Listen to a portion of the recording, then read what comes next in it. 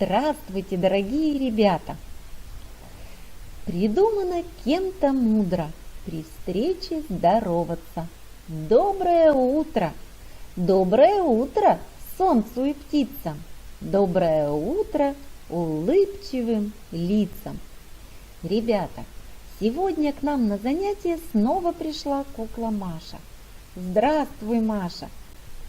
Я знаю, что ты нам снова приготовила какой-то сюрприз. Давайте посмотрим. Оказывается, Маша принесла нам письмо. Откуда же оно? Из Африки, представляете?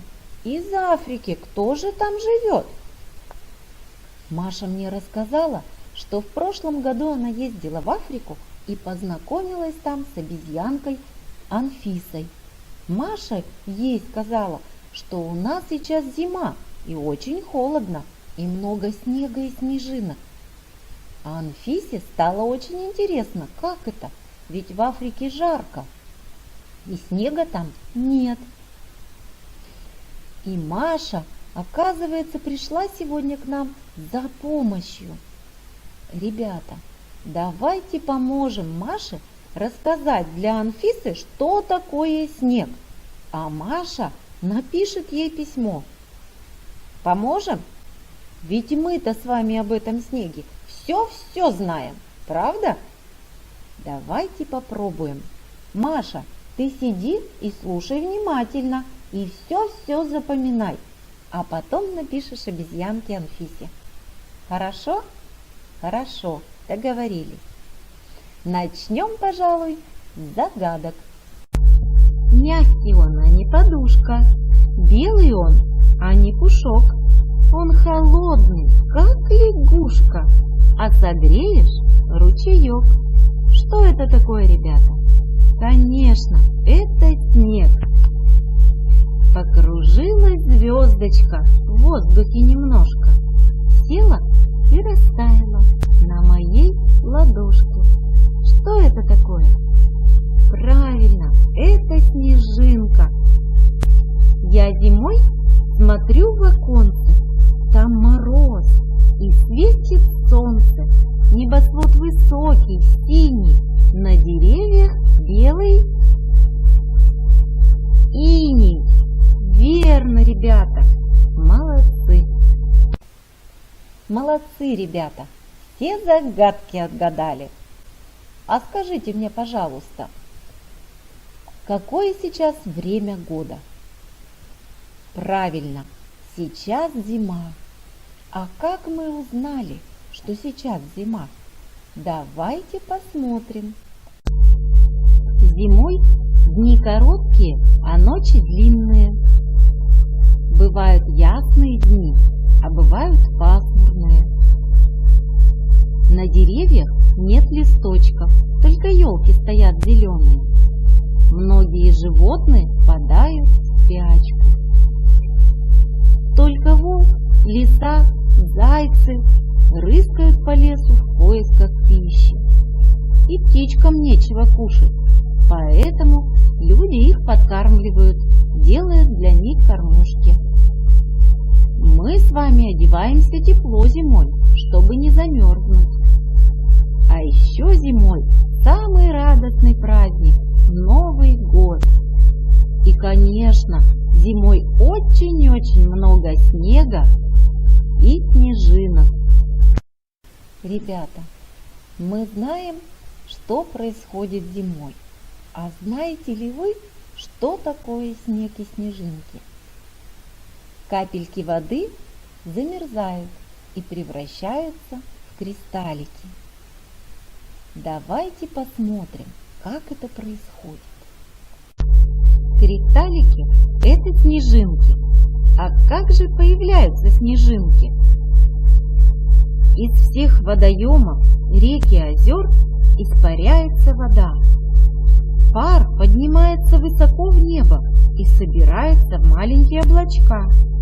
Облачка соединяются в большую тучу. И если лето, то идет дождь. А зимой она охлаждается, преобразуются в маленькие ледяные кристаллы. которые соединяются друг с другом, образуя шестигранные снежинки. Затем выпадает из темных снеговых туч. Снежинки падают на землю вместо дождя и образуют снежный покров, иногда такой большой и плотный, что, наступая на него, мы слышим скрип. Ребята, теперь вы знаете, что такое снег и откуда он появляется. А сегодня я вас еще хотела познакомить вот с такой интересной книжкой. Она входит в серию «Почемучкины книжки» и называется «Почему снег скрипит под ногами». Здесь много-много всего интересного. Тут тоже говорится, почему снег скрипит под ногами. Снег заскрипел под ногами, значит, мороз крепчает. Часто говорим мы. А почему снег скрипит под ногами? Дело в том, что когда мороз слабый, снежинки под ногами неслышно спрессовываются и тают, а потом смерзаются в лед. При сильном же морозе снежинки под тяжестью ног не тают, а ломаются. Каждая снежинка при этом издает слабый, почти неуловимый звук. Сами можете представить, когда снежинок много, то снег начинает скрипеть. Послушайте, когда идете. А еще в этой книжке рассказывается, почему мороз трещит. Помните сказку «Морозко» мы читали? Там мороз по ельничку поскакивает, потрескивает. Так вот, почему это происходит, рассказывается тоже здесь. Прочитайте обязательно вместе с родителями, хорошо? А еще здесь говорится, из чего состоит снег. Вот представьте, набрали вы ведерко, целую горку снега, да, положили в него и принесли домой. Что будет с этим снегом? Вы уже проводили такой опыт? Оказывается, снег растает и останется совсем немножечко воды. А вот почему так? А потому, что снег, оказывается, состоит на 90%. То есть это много-много воздуха. И поэтому от него водички совсем чуть-чуть, а все остальное это был воздух. Это тоже рассказывается в этой книжке. Вы обязательно прочтите вместе с родителями, хорошо? А еще здесь говорится, почему снег пушистым бывает, почему при сильном ветре холоднее, почему мы в снег проваливаемся. А на лыжах, кстати, в снег никто не провалится, даже в самый-самый глубокий. Откуда берутся морозные узоры на окнах? И почему на морозе нельзя трогать металл? Об этом и о многом-многом другом вы сможете прочитать в этой книжке вместе с родителями. А если вы умеете читать сами, то здорово! Таких книг в нашей библиотеке очень много. И их можно все почитать, взять домой. Вот какая интересная книжка, Маша. Тебе понравилось? Ребята, мы с вами поговорили про снег, узнали много-много нового. А сейчас я вам хочу предложить. Конечно, наш рассказ отправит Маша обезьянке Анфисе, но давайте еще что-нибудь сделаем для нее. Я вам предлагаю нарисовать снежинку. Рисовать такую красивую снежинку мы будем пальчиками. Поэтому давайте их сначала разомнем. Приготовьте свои пальчики. Приготовьте ладошки. Мы сначала попробуем А потом еще раз повторим нашу пальчиковую игру. Приготовьте ладошечку. Крошка-снежинка села на ладошку. Я ее поймаю. Посиди немножко. Загибаем пальчики. 1, 2, 3, 4, 5. Отпускаю полетать и подуйте на ладошку.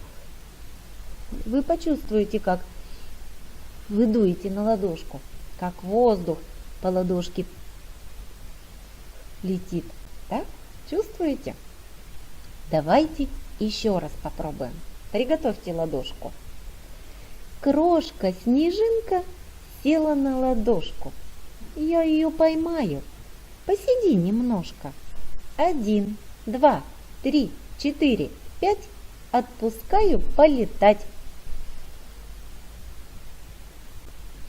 Вот как мы с вами размяли наши пальчики.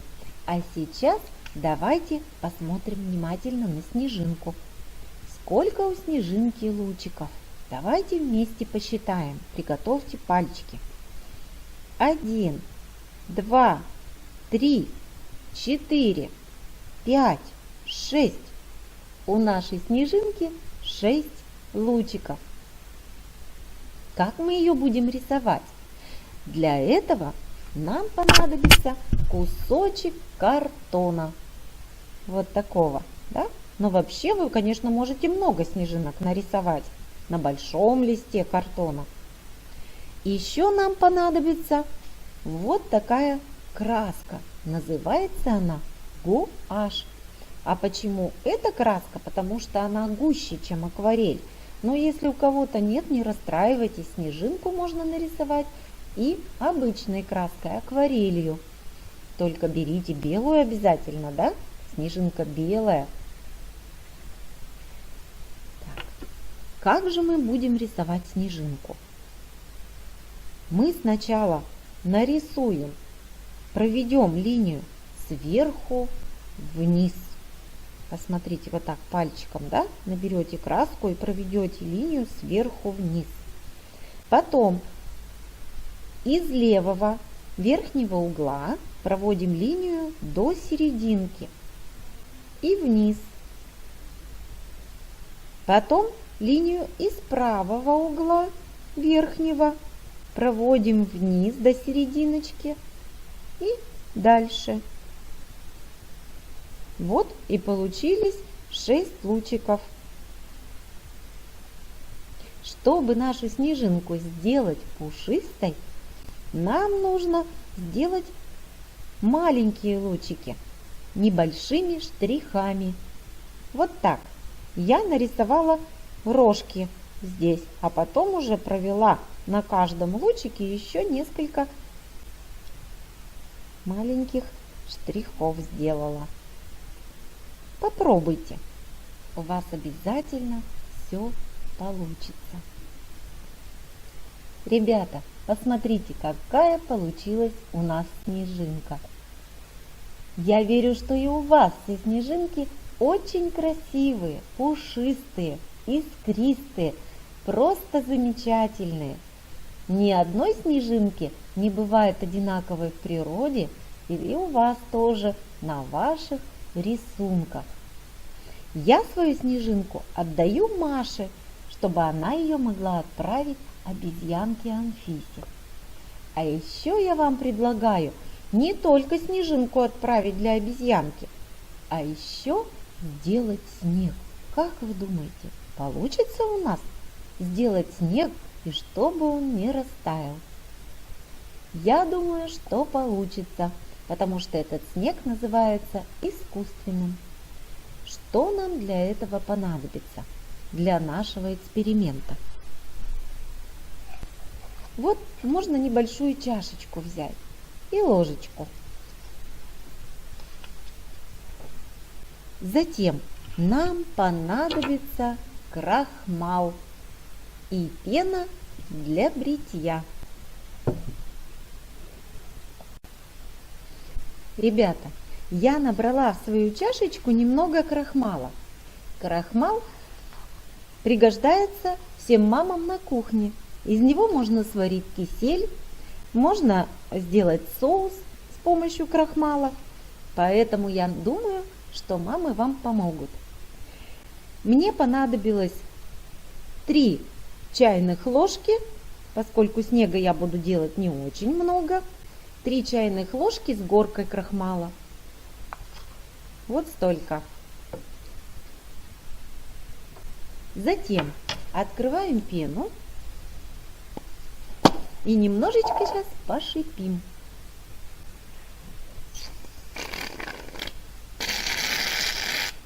Так. И все перемешиваем. И вот, наконец-то я все перемешала. И посмотрите, ребята, у меня и правда получился снег. Он достаточно пушистый, но в то же время он, кажется, должен лепиться. Давайте попробуем, что из этого получится. Вот какой получился у меня снежный ком. Здорово. И теперь второй. Так.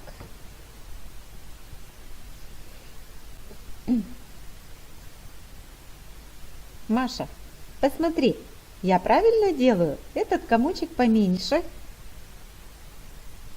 Вот какой снеговичок маленький. Нравится вам такой снеговик? Вы тоже можете попробовать провести этот эксперимент, но вместе с родителями. Пусть они вам помогут. Самое сложное в этом – это перемешивание. Но все равно интересно, и лепить из этого снега тоже интересно. Давайте этого снеговика тоже отправим обезьянке Анфисе.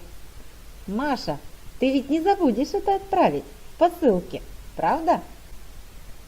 Я думаю, что Маша не забудет и передаст обезьянке Анфисе наш рассказ и большой-большой привет.